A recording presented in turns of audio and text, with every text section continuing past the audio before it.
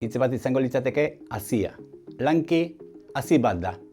Gizarte ekonomia eta kooperatibismoaren etorkizuna elikatzen duen hazia. Bere lana ez da soilik gaurko beharrei erantzutea, baizik eta biharko aukerak sortzea. Hazia lurrean sartzen denean denborarekin zuhaitz bihurtzen da. Lankiren lana ez da berehalakoa, gizartean eraldaketa sakonak sustatzen ditu, balioetan eta praktiketan. Guretzat, gizarte ekonomiarentzat lanki bazkide estrategiko bat da.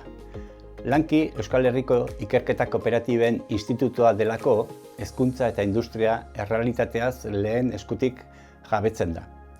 Lan lerro desberdina ditugu lankirekin kooperatibismoa sustatzeko, adibidez, unitate didaktikoak hezkuntza ziklo guztietarako, kooperatibismoaren masterra edo argitaratzen dituen kooperatibismo kuadernoak. Unibertsitateak duen rola funtsezkoa da ikerketan, eduki kooperatiboen eta ekonomi sozialaren sorkuntzan eta zabalkudean. Enpresa egiteko beste modu proiektu sozial enpresarial bat berezko osagai batzuekin. Adibidez, lankidetza, parte hartzea, aberastasuna banatzea eta gizarte ekonomiaren beste ezaugarri askoren sustapena bultzatuz. Baita ere, gizarte eraldatzeko elementu gisa, Arizmendiarrietak esaten zuen bezala, mundua ez digute begiratzeko eman, baizik eta eraldatzeko.